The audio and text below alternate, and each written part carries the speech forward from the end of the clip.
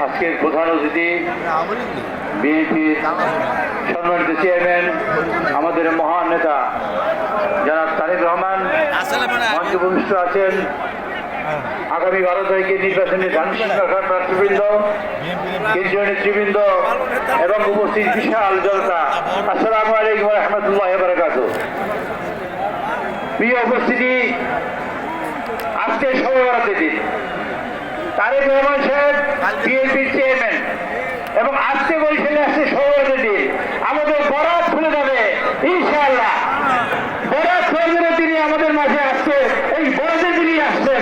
আমরা প্রার্থনা করি এই বরিশাল বিভাগে, এই বিভাগটা ছিল শহীদ জিয়াউর রহমানের বিভাগ, এই বিভাগটা ছিল আমাদের প্রিয় নেত্রী বেগম খালেদা জিয়ার বিভাগ। আজকের এই বরিশালবাসী উপস্থিত হয়েছে এই বিভাগটা আপনার হাতে তুলে দেওয়ার জন্য।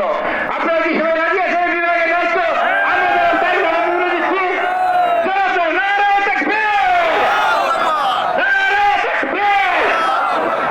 আমরা মৌসুমী দায়িত্ব চাই। আগামী 12 তারিখে নির্বাচন